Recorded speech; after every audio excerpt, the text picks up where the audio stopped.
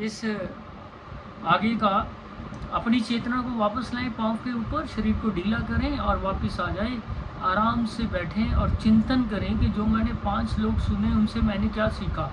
मैंने यही सीखा कि अर्जुन की सेना थी, अर्जुन डर गया, कृष्ण जी उसको समझा रहे हैं, या कुछ और सीखा। ये चिंतन जरूरी है। अगर आप गीता पढ़ते हो, गीता में इंटरेस्ट है, तो हमें गीता से शिक्षा लेके अपने जीवन में उतारनी है। ये स्टोरी का हमें क्या फ़ायदा, हमने पढ़ ली, संस्कृत का श्लोक बोला, उसका अर्थ निकाला, नहीं। हमें आज कलयुग में इस भगवान की वाणी से क्या ज्ञान मिलता है। चलिए पहले आपसे पूछ लेते हैं, आप लोगों ने गीता पढ़ी है मुझे पता है, तो अर्जुन दुखी क्यों हुआ? क्योंकि अर्जुन के अंदर क्या जाग रहा है? एक मोह। मोह क्या है? ये मटेरियलिस्टिक मोह है कि ये मेरा चाचा है, मेरा दादा, ये मेरा फलाना, ये मेरा गुरु, ये इनको मैं कैसे मार सकता हूँ। और मोह आपको पता है, कल भी मैंने बताया था, परसों भी बात डिस्कस हुई थी, अटैचमेंट लीड्स टू फियर। तो यहाँ पे मोह डर का कारण बन गया। अर्जुन को डर लगना शुरू हुआ। क्या डरना शुरू हुआ? कि भाई इनको मार के तो मुझे पाप लगेगा, मैं गुरुजन को मार दूं क्या, अपने गुरु को मार दूं। गुरु को तो मार सोचना ही ऐसी बहुत बड़ी गलती है, लेकिन मैं इनको मार दूंगा युद्ध में, अगर मार के जीत भी गया तो मुझे क्या सुख मिलेगा इस दुख में। तो ये दो फैक्टर उसको हैवी होने शुरू हो गए। और जब आपको किसी डर लगता है तो आपकी स्थिति कैसी हो जाती है वो बताई, मुंह सूख रहा है, रोंगटे खड़े हैं, हाथ से गांडी गिर रहा है, मतलब शक्ति खत्म हो गई। इतने जो स्ट्रॉन्ग क्षत्रिय युद्ध के लिए वो तैयार है, हर पल हर प्रकार का युद्ध उसने जीता है। शिव से भी युद्ध हुआ था कहते उसका, लेकिन वो जीत गया। अब यहाँ वो क्यों डर रहा है? कि उसके अंदर मोह आ गया। तो मोह डर को ले जाता है, पैदा करता है। अब भगवान को ये क्लियर करना पड़ेगा कि भाई मेरे इस स्टेज में अगर ऐसे करोगे तो क्या बनेगा। तो भगवान इसमें बाद में उसको बताते हैं कि अगर तू ऐसे करेगा क्षत्रिय होके, तो अपने धर्म के विरुद्ध हो जाएगा, धर्म के अनुकूल नहीं रहेगा, प्रतिकूल होगा। और जो क्षत्रिय धर्म के प्रतिकूल है तो उसका तो जन्म लेना ही व्यर्थ हो गया भाई मेरे। तो फिर उसको बताते हैं ये पाप कैसे है। अर्जुन के बहुत से सवालों का जवाब देते हैं कि ये पाप कैसे है। आप समझते हो ये जो सामने खड़े हैं ये मेरे रिश्तेदार हैं, इनको मार के मुझे पाप लगेगा। तो कहते हैं ये तो सब आत्माएं हैं, ये तो शरीर तो जाएगा ही। अगर शरीर तो हम ख़त्म कर सकते हैं, लेकिन आत्मा को कौन करेगा? आप किसी को नहीं मार रहे, ये आपका, क्योंकि आत्मा को कोई मार नहीं सकता, कोई काट नहीं सकता, कोई जला नहीं सकता, तो आप कैसे? फिर इस तरफ भी नहीं चलता। फिर वो कहते हैं कि सुनो भाई मेरे, अगर ये ज्ञान भी नहीं आया तो आत्मा, इनको आप कह रहे हो कि मुझे पाप लगेगा, ये तो सारे आतंकताई हैं। आतंकताई क्या होते हैं? वो जो होते हैं, मनुस्मृति में आता है कि वो जो लोग होते हैं आतंकताई, वो किसी का घर जो जला देते हैं उनको उग्रवादी पापी कहते हैं। इनको मारने से कोई पाप नहीं लगता। जैसे ही वो किसी का घर जलाना, विष पिलाना, किसी को तलवार से काट देना, हथियारों से आक्रमण, यानी किसी की भूमि को छीनना, किसी का धन लूटना और पराई स्त्री का अपहरण करना, तो कृष्ण कहते हैं इनको मारने से कभी पाप नहीं लगता। पाप का क्वेश्चन भी क्लियर करते हैं, डर भी ख़त्म करते हैं। लेकिन फिर भी अभी अर्जुन डुअलिटी में है। और जब भी आप जीवन में डुअलिटी में होगे, कार चला रहे हो, राइट मुड़ना है, लेफ्ट मुड़ना है, राइट मुड़ना है, तो एक्सीडेंट होगा। तो भगवान उसको उस स्थिति से बाहर निकालने का प्रयास करते हैं। हमें भी बाहर निकलने के लिए जब ऐसी परिस्थितियाँ आती हैं तो किसी न किसी गुरु की आवश्यकता रहती है। तो ऐसा इंसान अपने जीवन में रखिए जो आपको उस टाइम सही मार्गदर्शन दिखा सके, जैसे भगवान ने कृष्ण ने अर्जुन को दिखाया। तो इन 6 आतंकताई उग्रवादियों जो पापी हैं, मारने से पाप नहीं लगता, तो आप युद्ध करो। फिर उसको कहते हैं अगर युद्ध करेगा, जीतेगा तो राज्य मिलेगा, अगर इस युद्ध में हार भी गया तो तुम्हें स्वर्ग मिलेगा। क्योंकि तू अपने धर्म के अनुकूल मेरी आज्ञा के अनुसार चला। अभी भी अर्जुन असमंजस में है, क्या करूं? उसको लगता है ये जो उसके अंदर मटेरियलिस्टिक करुणा जागी है, भौतिक करुणा जाग गई, सुख में मुझे हानि होगी, जीतकर भी मेरी हानि है, पापों का डर लग रहा है, पाप होगा तो कुल वंश का नाश होगा। ये सब बातें उसको एक असमंजस में डाल रही हैं। तो जीवन में ऐसी बड़ी परिस्थितियाँ हमारे साथ भी होती हैं, हम भी असमंजस में जाते हैं, क्या करें, ये करें या ये ना करें। तो लर्निंग क्लास में है patience, one, no negativity, patience रखिए, धीरे रखिए, नेगेटिविटी बिल्कुल नहीं लाना, पोलाइटनेस रखिए। ये नहीं कि आप इसमें ऊट पटांग बोलना शुरू कर दो, अपना संयम खो दो, एनर्जी का और नाश होगा और फिर पराजय होगा, बस है। तो अब इन 4 कारणों से अर्जुन ने युद्ध ना करने का एक सोच बना ली। लेकिन ये सब बातें अर्जुन धर्मशास्त्रों के आधार पर ही कह रहा है, वो ऐसे नहीं कह रहा। और वह दूसरों के बारे में सोचता है। एक अच्छी आत्मा हमेशा दूसरों के बारे में सोचती है, अगर मैं ये करूँगा तो इसको क्या मिलेगा। और जब कोई व्यक्ति ये मनोवृत्ति पैदा कर लेता है कि दूसरों के प्रति सोचता है, चाहे वो आपका दुश्मन है, तो भगवान की सहायता प्राप्त कर लेता है। तो भगवान उसके साथ हो जाते हैं कि ये अपने दुश्मन के प्रति भी उसका लाभ सोच रहा है, तो वो भगवान की प्राप्ति के योग्य हो गया वो बंदा। तो क्या कहते हैं, दयालु और कोमल हृदय व्यक्ति जो भगवान की सेवा में रक्त हो, आत्म ज्ञान प्राप्त करने के योग्य है। तो अर्जुन दयालु भी है, दुश्मनों के बारे में सोच रहा है, और ऐसा भी सोच रहा है कि मैं हत्या कर लूँगा, मैं युद्ध नहीं करूँगा। तो इस प्रकार आज के जो 5 श्लोक थे उनमें हमें अभी आगे जाके ये और चीज़ें आएंगी जो मैंने अभी आपको पहले बता दी, कि जब अर्जुन डर के उसने अपना गांडीव छोड़ दिया भय के मारे, तो कृष्ण उसी समय देखते हैं कि अब अर्जुन की जो व्यवस्था है भावुक हो रही है, युद्ध के लिए भी फिट ही नहीं है, तो उसको फिर वो ज्ञान देते हैं। और अर्जुन ने अपने आप को सरेंडर कर देना है कि आप मेरे गुरु, आप मुझे बताओ इस स्थिति में मैं क्या करूं। Surrender, total surrenderness, then he will get the answer and that will go till 18th अध्याय। तो फिर पूछा जाएगा उससे, अब मोह नष्ट हो गया, क्योंकि मोह पैदा हुआ। मोह क्या है, नरक का द्वार। भगवान कहते हैं काम, क्रोध, मोह, ये तीनों नरक के द्वार, इससे बचिए। तो आज इस चैप्टर से क्या शिक्षा मिली है, पहले आपके लिए पहला क्वेश्चन बताइए, लेट मी सी। इतनी देर बैठने के बाद हमने क्या ज्ञान लिया, क्या शिक्षा मिली भाई मेरे। हाँ जी डॉक्टर साहब, डॉक्टर अरुण कुमार बैठे हैं, इनसे पूछते हैं। ये डॉक्टर अरुण, ये हमें आज के जो गीता का चैप्टर थे उससे, श्लोक से क्या ज्ञान मिला, क्या हमें करना चाहिए। डॉक्टर अरुण जी। जी सर। हेलो। या थोड़ा सा और वॉल्यूम बढ़ाइए, अच्छी आवाज़ आ रही है आपकी, बोलिए। जी मैंने कहा है कि फर्स्ट थिंग हमें ना इसमें जो है वो माया कम करनी है। I think we should be now start learning to detach from our religion. Very right, कि हमें डिटैचमेंट की तरफ जाना है, संसार से व्यक्ति और भगवान से आसक्ति, मतलब संसार से हमें आसक्ति को त्याग कर भगवान के साथ आसक्ति बनाना चाहिए। अब ये तो मोह की बात हो गई, लेकिन हमें गीता से और भी मिल रहा है कि जैसे दुर्योधन है वो पोलाइट भी नहीं है, विनम्र भी नहीं है, और पेशेंस भी नहीं है उसमें। युद्ध में उसे अपने सैनिकों को प्रोत्साहित करना है कि अपने गुरुजनों को अपमान करना है, ऐसी स्थिति नहीं बनानी चाहिए। जब भी दुख आए, हैव पेशेंस, नो ड्युअलिटी, कोई ड्युअलिटी नहीं रखनी चाहिए अंदर। अब मैं क्या करूं, surrender your self to the god. भगवान के चिंतन से आपको इसका आंसर मिल जाएगा। अगर आपके पास कोई अच्छा इंसान है जिसकी संगत में आप पहले हो, तो you can get the answer. So confusion पैदा नहीं करना अपने आप में। अब मैं क्या करूँ। युद्ध में खड़े होकर कन्फ्यूजन पैदा करोगे तो हार तो पक्की, दुश्मन कभी भी अटैक करेगा।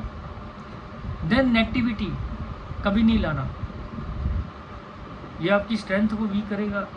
और उसके बाद जैसे दुर्योधन ब्लेम कर रहा है दुर्योधनाचार्य को, दृष्टि को आपने इतनी विद्या क्यों दी, वो चक्कर भी बना के खड़ा हमारे सामने, तो ये क्या है, ब्लेमिंग है, क्रिटिसिज्म है, अननेसेसरली ब्लेमिंग कि एक गुरु ज्ञान नहीं देगा तो क्या करेगा विशिष्य, क्योंकि उसको अंदर से दुर्योधन को अपनी वीकनेस नज़र आती है, ही नोज वीकनेस में। फिर क्या करते हैं हम, जब हमारे सामने कोई स्ट्रॉन्ग बंदा खड़ा है तो हम उसका अपोजिशन करते हैं, उसका विरोध करते हैं, उसको भला बुरा भी कहते हैं, the same state of mind. तो ऐसा नेगेटिविटी, डुअलिटी, क्रिटिसिज्म, ब्लेमिंग और दुख में भगवान को याद तो करना ही चाहिए। कुछ ऐसी चीज़ें हमें यहाँ से मिल रही हैं। और ये जो मटीरियलिस्टिक अटैचमेंट है ना, ये एक दीवार है, किसका द्वार, नरक का। कामनाएं, अटैचमेंट, ये हो जाए, वो हो जाए, जीत जाए। और इसी चक्कर में धृतराष्ट्र भी पड़ा हुआ है, मेरे बच्चे जीत जाएं, जबकि वो हकीकत को भूल चुका है कि राज्य उसका नहीं था, उसको बढ़ाया गया था, पांडु ने दिया था। जब वो समझता था कोई बात नहीं, बड़ा भाई बैठ जाए, बंदा है, मैं रक्षा करूँ, जब वही मर गया तो उसके बाद तो राइट तो पांडवों का है ना। तो इसीलिए हमें संदेह, चिंता इसमें नहीं पड़ना। This is all. जी किसी का हक नहीं रखना चाहिए, जी, किसी का हक भी नहीं रखना चाहिए। वो तो बता दिया गया ना कि किसी का जो हक छीनेगा वो पापी है। धन छीनने वाले, स्त्री का अपहरण करने वाले, लूटने वाले, मारने वाले, काटने वाले, जो दूसरे का भूमि त्याग छीनते हैं, वो सब आतंकवादी, पापी। उनको मारने से आपको कोई पाप नहीं लगेगा, वो तो क्लियर कर दिया। अब इसमें 6 चीज़ें हैं ना, कभी किसी की स्त्री के ऊपर बुरी आँख, पाप। पितामह कहते हैं, वहाँ बैठा था ना सभा में, तो ये पापी है उस क्षण के लिए, चाहे वो उनका जीवन कितना प्योरीफाइड था। तो भगवान की नज़र में जो आतंकताई हुए, उनको मारने से पाप नहीं लगेगा। जी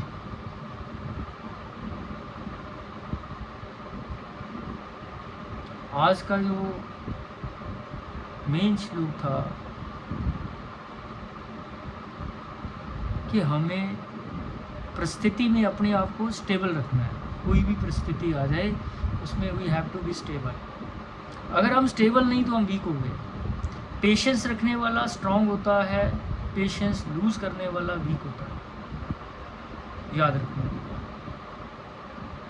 इनर स्ट्रेंथ। सर कई लोग सर जी। क्वेश्चन है जी जी because many of them are friends in a very short time.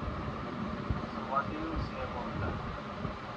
Sir, आपकी थोड़ी वॉइस कम है, थोड़ा सा माइक के पास अपना कर लीजिए, मुँह फिर बताइए, बोलिए। मैंने कहा है कि आजकल जो है पेशेंट्स बिल्कुल ही खत्म होते जा रहा है। Most of the people from everywhere are losing patience. Yes. Everything, aggression is increasing so much. Yes. They are trying to harm others in a very short time. Yes. Sir, यही आजकल दुखों का कारण बढ़ता जा रहा है ना। आदमी अशांत क्यों है? यही तो कारण है, पेशेंस नहीं है। आप रोड पे निकलिए, आपकी गाड़ी किसी को हल्की सी टच हो गई, उसका कोई नुकसान नहीं हुआ, वो बाहर निकलेगा और लड़ाई करेगा आपसे। साइकिल वाला हो चाहे मोटरसाइकिल वाला हो, चाहे कुछ भी हो, या ऐसे ही। बिकॉज वी पेशेंस लूज होने की वजह क्या है? वजह ये है कि हमारे पास आंतरिक शक्ति नहीं है, पावर ऑफ टॉलरेंस ख़त्म हो गई है हमें। ये कैसे जाती पावर ऑफ टॉलरेंस, कैसे चली जाती है हमारी? क्योंकि हम इन चीज़ों पे बिलीव नहीं करते। हम भगवान की आरती तो करने जाएंगे, सुनेंगे, लेकिन उस आरती को जीवन में नहीं उतारेंगे।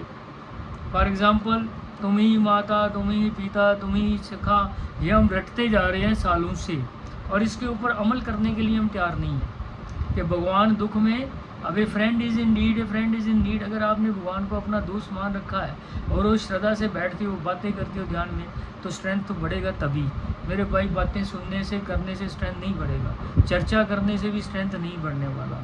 इसका चिंतन करना है कि मेरा आत्मिक बल क्यों गिर रहा है, क्योंकि हमने आत्मा को धकेल रखा है ऐसे नीचे कि हमारी जो इच्छाएं हैं बहुत बढ़ गई हैं, उनको पूरा करने के लिए हम बहुत उल्टे पुल्टे काम करते हैं, और उल्टे पुल्टे जब काम करते हैं तो आत्मिक बल गिर जाता है। तब ये जो आध्यात्मिक गुण हैं, बातें जो 21 गुण बनाए भगवान ने, वो सब क्षीण होते जाते हैं। उसमें पेशेंस सबसे बढ़िया, पीस ऑफ माइंड, 2 प्योरिटी, पवित्रता हमारी खत्म होती जाती है, रजो तमो गुण बढ़ते जाते हैं, और जो सतो गुण है वो कम हो रहा। आजकल कितने आप ध्यान दीजिए कि लोगों का खान पान कैसा है, सात्विक है, रासिक है, तामसिक है, कैसा खान पान है डॉक्टर साहब लोगों का। हमारे डॉक्टर लोग तो कहते हैं कि बस नॉन वेज बहुत ज़रूरी है जी, फिश खाइए, चिकन खाइए और सेहत बनाइए। अरे मेरे भाई, सदियों से ये कहा जा रहा है, आप पढ़िए उसमें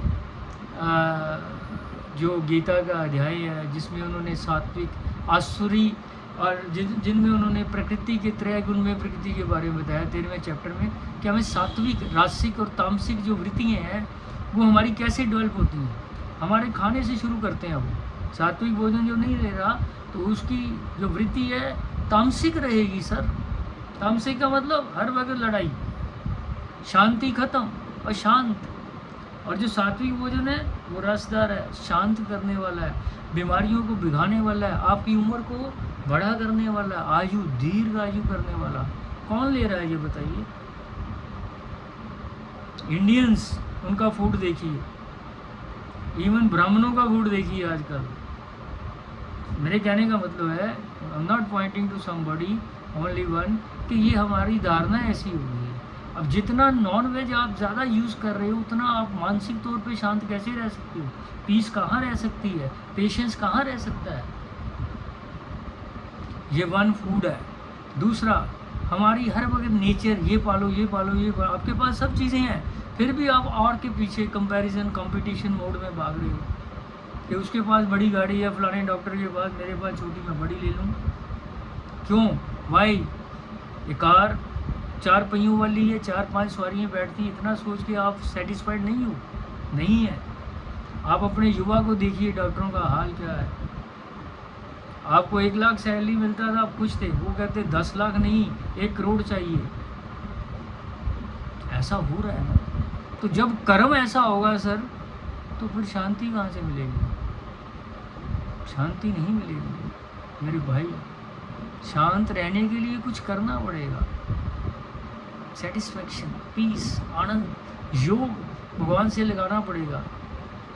हर पल याद रखना पड़ेगा आपके हृदय में भगवान है, वो देख रहे हैं। जिसको ये डर बैठ गया वो गलत काम करेगा नहीं, क्योंकि वो लिखा जाना है वो कर्म। हर टाइम भगवान आपको देख रहा है। आपको भगवान के 13 प्रतिनिधि हैं जो देख रहे हैं रोज। आपको मालूम ये बात डॉक्टर साहब? आपको देख रहा है कोई बंदा, आपके अंदर बैठे भगवान किस माध्यम से देख रहे हैं आपको? जैसे सूर्य निकलता है सुबह, भगवान, चंद्रमा वो देख रहे हैं रात को, उसके बाद दिन, रात, संध्या, दिशाएं चारे ये आपको देख रही हैं। भगवान के 5 तत्व, प्रकृति, पृथ्वी, जल, वायु, अग्नि, आकाश, आपको निरंतर देख रहा है कि आप क्या कर रहे हो। प्रकृति को डिस्टर्ब कर रहे हो, प्रकृति आपको कर रही है। और क्या हो रहा है? वातावरण, ना इंसान खुश है और ना प्रकृति। तो ये सब कुछ कारण हैं और भी बड़े हैं। इसके ऊपर फिर एक क्लास ली जाएगी, how to be peaceful in life.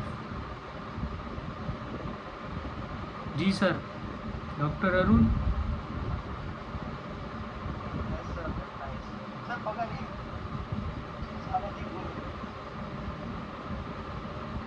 Pardon, sir? There was one case. Sir, did you read? Hello, sir. You are able to hear? Yes. But recently there was a case. Road rage का ही था, जो हम patients की बात कर रहे थे। तो there was one vehicle was going from the one of the flyover जी रोड रेज में हुआ था, एक लेडी बस ड्राइविंग का था, जी है ना। जी तो दैट लेडी का कोई गलती ही नहीं थी, उनकी गाड़ी इनसे टकरा गई। Then later on he got out of the car and he जी शॉट हर डेड। जी। इस वजह से जो है हमारा भी इंश्योरेंस हो जा रहा है। सर वही जो बात गलती करता है तो देन वी गेट डॉक्टर साहब, ये दिन ब दिन और बढ़ना है। आप देखिए आगे और क्या आता है। साइकेट्रिस्ट के आगे भीड़ लगी है कि नहीं उनके क्लिनिक पे? भीड़ लग रहे हो आप साइकेट्रिस्ट के क्लिनिक पे? बिल्कुल क्यों हो रही है? बहुत सारे क्या वो शांति दे पा रहे हैं लोगों को? डाइजीपाम, नाइट्रेजिपाम, क्लिनिजीपाम, जोलपेडियम हैं, और जितनी भी एंटी डिप्रेसेंट ले लीजिए, नारकोटिक्स ले लीजिए, जो भी मूड स्टेबलाइज़र ले लीजिए। सर आपका वॉल्यूम क्यों कम हो रहा है? आपका, आप मोबाइल को अपने थोड़े पास लाइए, और मुझे लग रहा है वो फिर बीच में वॉल्यूम। मैंने कहा आजकल दो ही कॉम्बिनेशन है सर, दे आर गिविंग फ्लॉक्सिन और आपके प्रोडक्ट वगैरह देते हैं कॉम्बिनेशन आजकल sir my again my question is again, why these medicines they are increasing, why these patients are increasing? because जन्म से ही आप बच्चे को कंपटीशन में डाल देते हो, 100% चाहिए मुझे, फिर कहती हो डॉक्टर बनना है। जब डॉक्टर बनता है तो उसके पास जॉब नहीं है, गवर्नमेंट के पास जॉब नहीं देने के लिए। अब मुझे बताओ क्या बढ़ेगा इन लोगों का? अब उस बंदे ने इतना पढ़ा, जो क्रीम ऑफ सोसाइटी, सबसे ज़्यादा ज़िंदगी के साल 25 साल उसने बेहतरीन लाइफ के गवा दिए, पढ़ाई में गवा दिए ना। लेकिन आगे क्या मिला? नौकरी नहीं, प्राइवेट के पास जाता है, वो एक्सप्लॉइट करते हैं, यू नो बेटर देन। तो इसी तरह अब वो क्या करेगा? फ्रस्ट्रेट होगा, अर्जुन की तरह युद्ध करना छोड़ दे, या फिर युद्ध करे, वो अपने ढंग से अपनी लाइफ का युद्ध शुरू कर देता है। That is why you listen. Corporates में क्या होता है जी, गए स्टंट डाल दिया फलाना, ये सब टारगेट है, यू नो, टारगेट बेसिस उसको अपनी जॉब बचाने के लिए करना पड़ता है। तो there are multiple factors, not a single factor. इन मल्टीपल फैक्टर्स को हमें ये सारे ऐसे ही कीचड़ वाले संसार में कैसे रहना है, भगवान कहते हैं जैसे कमल का फूल कीचड़ में रहता है भाई, ये सीख लो। अब यहाँ पे क्या है फिर? यहाँ फिर प्रॉब्लम है, क्योंकि स्पिरिचुअल नॉलेज तो पता नहीं हमें भौतिक नॉलेज बहुत है। स्पिरिचुअल पाथ क्या कह रहा है? We always confuse spiritual knowledge with the materialistic knowledge. Materialistic knowledge तो आप फर्स्ट क्लास से ले रहे हो, लेकिन स्पिरिचुअल नॉलेज कहाँ गई? वो तो कोई दे नहीं रहा। वो कोई ना स्कूल खुला है, ना कॉलेज, ना कोई इसको पढ़ाना चाहता है। अगर कोई पढ़ता भी है, भी सुबह जल्दी उठो, रात को जल्दी सो जाओ, जल्दी खाइए, सात्विक खाइए, है ओल्ड मैन। ये कौन आजकल देखता है? टेक एग, टेक वो, take mutton, take fish, take have drink. अंग्रेज दोपहर को पीते हैं, एक पैग लगाते हैं डाइजेशन के लिए। ये चीज़ें हमने डालनी कुर्तियों में, और ये कुर्तियाँ इतनी बढ़ गई हैं, अब इसके अंदर आपकी शांति नहीं रहेगी सर, जितना मर्जी ले लीजिए। क्योंकि शांति एक ऐसी चीज़ है जो आपको सुबह क्रिएट करना पड़ेगा। मैं सुबह जब योगा की क्लास में लेता हूँ, उसमें पहले कहता हूँ, you come here, it is by the grace of God. जो 1% से भी कम लोग हैं, अगर 22 लाख बंदे पंजाब अमृतसर में हैं, तो उनमें 22,000 लोग भी मतलब नहीं पार्टिसिपेट करते योग में। तो जो आते हैं ये उसकी कृपा है, उनके पिछले कर्म हैं कि योग से जुड़े। सुबह आए, आपने आसन किया, प्राणायाम किया, इससे मन शुद्ध हुआ, शरीर शुद्ध हुआ, शांति तो मिली, और वो ब्लिस मिलता भी है हमें। और ये जो ब्लिस है अभी रिलायंस के स्टोर में नहीं मिल रहा। जिस दिन मिलना शुरू हो गया डॉक्टर साहब, फिर हो गया दुनिया का नाश, और ये मिलेगा भी नहीं। It is your creation. ये शांति हमारी क्रिएशन है, मेरे मन की क्रिएशन है। मुझे अपने मन को कहाँ लेके जा रहा है? इसकी कीचड़ में कैसे रहना है? कमल की तरह रहिए, और फिर यही बात आ जाएगी। गीता के लिए समय निकालिए और इसको पढ़िए, you will get the answer. नमस्कार सर। नमस्कार जी। सर 5 मिनट रह गए हैं, एक क्वेश्चन था, फटाफट पूछ लीजिए, बीच में टॉक। सर जैसे 5, हाँ जी सर, मैंने इसलिए बीच में आपको डिस्टर्ब किया, सॉरी सर। जैसे विकार होते हैं हमारे, काम, क्रोध, लोभ, मोह। काम पे हमने कंट्रोल किया, क्रोध पे कर लिया, लोभ पे कर लिया, काम सर मोह पे जैसे होता है, हम परिवार के बीच में रह रहे हैं, मटेरियलिस्टिक चीजों से थोड़ा सा और यही डिटेच करिए यही आप। देखिए, यही मैं कहता हूँ ना, तो स्पिरिचुअल स्कूल में जाना जरूरी है हम सबका। स्पिरिचुअल स्कूल कोई खुला नहीं अभी तक। स्पिरिचुअल स्कूल कहता है, आप कंफ्यूज करते हो मटेरियलिस्टिक स्कूल को स्पिरिचुअल स्कूल से, मटेरियलिस्टिक लाइफ को स्पिरिचुअल लाइफ से। अभी हम स्पिरिचुअल बात कर रहे हैं। आपका क्वेश्चन है काम, क्रोध, लोभ, ये जब हम परिवार के साथ रहेंगे, ये सारा परिवार के साथ रहना ही आपके दुखों का कारण है। आप समझ ही नहीं रहे कि हूँ आई एम। आप हो कौन, मुझे ये बताओ, आप कौन हो? आत्मा, हाँ जी, आत्मा। सर, आत्मा। जैसे- अभी ये मुंह से कह रहे हो ना, ये मुंह से कह रहे हो ना, ये मटेरियलिस्टिक सोच है। अभी इसको स्पिरिचुअल सोच में ले जाओ कि यू आर रियली सोल। अब जो सोल आपके साथ जुड़ी है, जो सोल, जो आपका बेटा है, बेटी है, जो आपके, वो भी तो सोल है ना। वो आप सोल के लिए थोड़ी हो, वो भी सोल है। अब सोल के साथ जुड़ी है, क्यों जुड़ी है? वो आपका बेटा क्यों बना, वो आपकी बेटी क्यों बनी? पिछला कार्मिक काउंट, पिछला कार्मिक, उस कार्मिक काउंट जब क्लियर हो जाएगा तो गया काम। किसी का मान लीजिए जल्दी पति चला गया, कार्मिक काउंट क्लियर हो गया, चला गया। अब वहाँ हम क्या करते हैं, हाय चले गया, मैं कैसे जीऊँगा? ये अटैचमेंट है। अटैचमेंट मत रखिए, सोल लेवल पे कॉन्शियसली सोचिए कि अब ये मरा थोड़ी है, मेरे कॉन्टेक्ट से गया, कार्मिक काउंट क्लियर हो गया हमारा। अब नया इस सोल ने शरीर ले लिया जहाँ इसका और आदान प्रदान होना है जाके। वो मरा थोड़ी है। यही तो भगवान कह रहे हैं, आप इसको मार थोड़ी सकते हो जो सामने सोच रहे हो। इसको मैं नहीं मार सकता, आत्मा को कोई मार सकता है? तो लिव एट दैट लेवल। अब इस लेवल पे लिव करने के लिए पहले हमें बहुत कुछ करना पड़ेगा। तो काम, बहुत आगे के लिए, हाँ जी। तो जो आप कामनाएं करते हो ना, ये जो आप कामनाएं करते हो ना, ये भी गलत है ना। कामना करना ही दुख का कारण है। इसको प्योरीफाई कीजिए। मेरी कोई कामना नहीं है। मेरी क्या कामना है? उस परमात्मा की जो कामना है, बस जैसा वो करा ले मैं कर लूँगा, दैट्स ऑल। अब आप पल पल पे कामना करते हो, ऐसे ना हो जाए, ऐसे हो जाए, ऐसे नहीं हो जाए, ऐसे। और ये जो कामना एक पूर्ण होती है, उसके बाद फिर लालच, लोभ पैदा हो जाता है।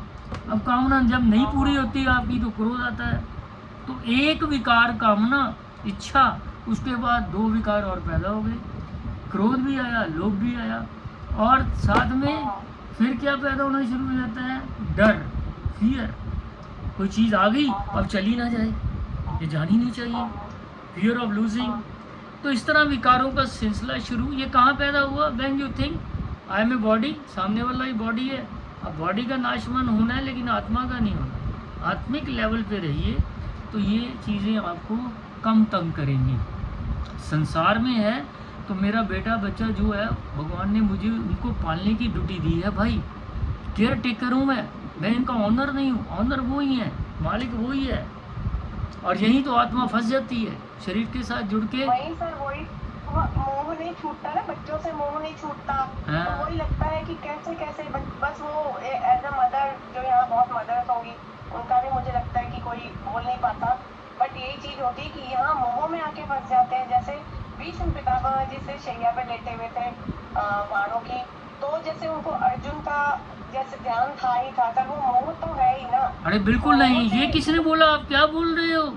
अरे अर्जुन, भीष्म पितामह जो शैया में लेटे गए, अर्जुन के मोह के कारण नहीं लेटे थे वो। यही समझे नहीं। नो, अर्जुन के वो शैया में इसलिए लेटे थे, उनको भगवत ज्ञान की प्राप्ति थी। भगवत ज्ञान था कि अब मैं कब इस दुनिया से जाऊं ताकि मोक्ष को प्राप्त हो जाऊं। उन्होंने 8वां 9वां अध्याय अच्छी तरह से पढ़ रखा था, आपने पढ़ा नहीं, इसीलिए कंफ्यूज्ड हो। आपको पता है कि वो 6 महीने क्यों रहे शैया में? उनको पता था कि अभी जो सूर्य है वो दक्षिणायन में है, इसमें मैं मृत्यु लूँगा तो मैं नरक को जाऊंगा, फिर वापस इस दुनिया में। वो इस दुनिया से बाहर परम धाम को जाना चाहते हैं, परमात्मा के धाम। इसीलिए वो वेट कर रहे हैं 6 महीने, जब सूर्य की डायरेक्शन बदले, उत्तरायण में जाए और उस ज्ञान के प्रकाश में जाए।